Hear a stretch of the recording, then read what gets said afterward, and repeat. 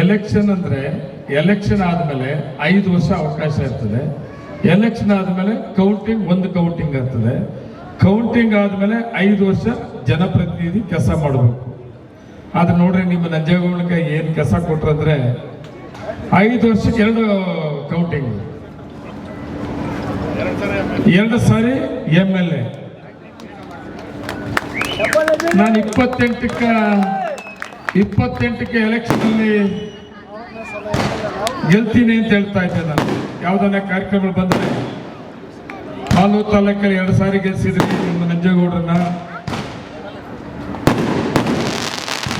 3ನೇ ಸಾರಿ 28ಕ್ಕೂ ಗೆಲ್ಲಿಸ್ತೀರಿ ನೀವು ನಿಮ್ಮ ಮಾಲೂರು ನಂಜೇಗೌಡರನ್ನ ಅಂತ ಹೇಳ್ತಾ ಇದ್ದೆ.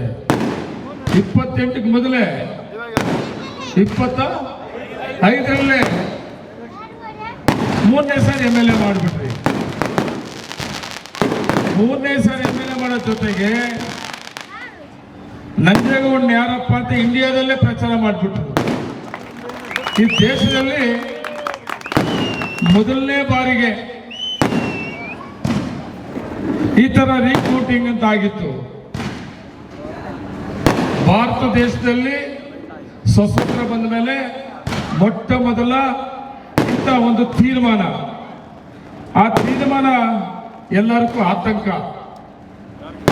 ಏನಪ್ಪ, 248 ಟೋಟಲ್ ನಂಜೇಗೌಡರು ಗೆದ್ರು ಕೂಡ ಸರ್ಕಾರ ಬಂತು. ಸರ್ಕಾರದಲ್ಲಿ ಏನೋ ಕೆಲಸ ಮಾಡ್ಕೊಳ್ಳಿ, 248 ಓಟ ಸಲ್ಲಿಸಲ್ಲ. ದೇಶದಲ್ಲಿ 1 ಓಟು 2 ಓಟು 50 ಓಟು 100 ಓಟಲ್ಲಿ ಗೆದ್ದಿರೋ ಕೂಡ ಸುಮಾರು ಜನ ಅವರೇ. ನಮ್ಮ ಕರ್ನಾಟಕ ರಾಜ್ಯದಲ್ಲಿ ಈಗೂ ಕೂಡ BJP ರಾಮಮೂರ್ತಿ ಎಷ್ಟು ಓಟಲ್ಲಿ ಗೆದ್ದಿರೋದು? 6-7 ಓಟಲ್ಲಿ 16 ಓಟು. ನಮ್ಮ ದಿನೇಶ್ ಗುಂಡೂರಾವ್ 160 ಓಟು. ಆಮೇಲೆ ನಮ್ಮ ರಾಜೀವ್ ಗೌಡರು ಅವರು 100 ಚಿಲ್ಲರೆ ಓಟು. ಈ ದೇಶದಲ್ಲಿ ಕಡಿಮೆ ಓಟಲ್ಲಿ ಗೆದ್ದಿರೋರು ತುಂಬಾ ಜನ ಅವರೇ. ನಮ್ಮ ಕರ್ನಾಟಕ ರಾಜ್ಯದಲ್ಲಿ ನಾನು 248 ಓಟ ಗೆಲ್ಸಿದ್ದು ಮಾಲೂರು ತಾಲೂಕಿನ ಜನ. ಗೆದ್ದ ಮೇಲೆ ನಮ್ಮದೇ ಬಿಡ್ಲಿಲ್ಲ. ನಾನು ಕೆಲಸ ಮಾಡಬೇಕು ಅಂದ್ರೆ ಎದ್ರೆ ಕೂತ್ರೆ ಕೋರ್ಟ್ ಜೊತೆಗೆ ಮಾತುಗಳು. ಅಕ್ರಮ ಮಾಡಿಬಿಟ್ಟವ್ರೆ, ಮೋಸ ಮಾಡಿಬಿಟ್ಟವ್ರೆ, ಗೆದ್ದು ಬಿಟ್ಟವ್ರೆ. ಕೋರ್ಟ್ಗೂ ಹೈಕೋರ್ಟ್ನು ಏಮಾರಿಸ್ಬಿಟ್ರು ಅವರು. ಏನೋ ಆಗ್ಬಿಟ್ಟದೆ ಅಂತ. ಹೈಕೋರ್ಟು ಈ ದೇಶದಲ್ಲಿ ನನ್ನ ಪ್ರಕಾರ ಮೊದಲನೇ ತೀರ್ಮಾನ ಇದು. ಈ ತರ ತೀರ್ಮಾನ ಕೊಟ್ಟಿದ್ದು ಕೋರ್ಟು ಕೂಡ. ರೀಕೌಂಟಿಂಗ್ ಕೊಡೋದು ಸಹಜ, ಅಸಿಂಧು ಮಾಡಿದ್ದು ಫಸ್ಟ್.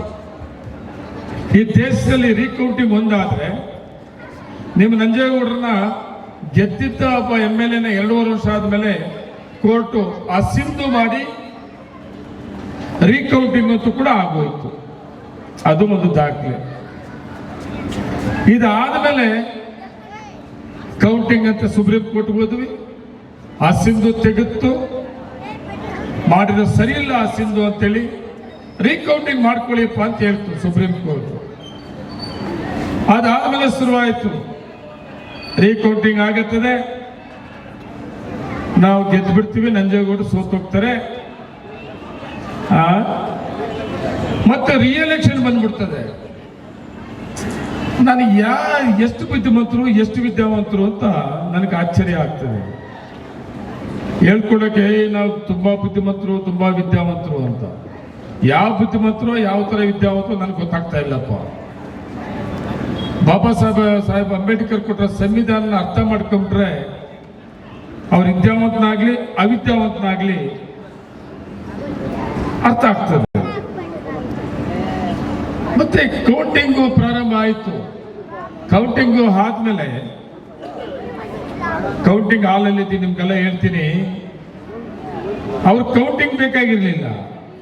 ಅವ್ರಿಗೆ ಗೊತ್ತಾಗ್ಬಿಡ್ತು ಗೆಲ್ಲಲ್ಲ ನಾವು ಅಂತ.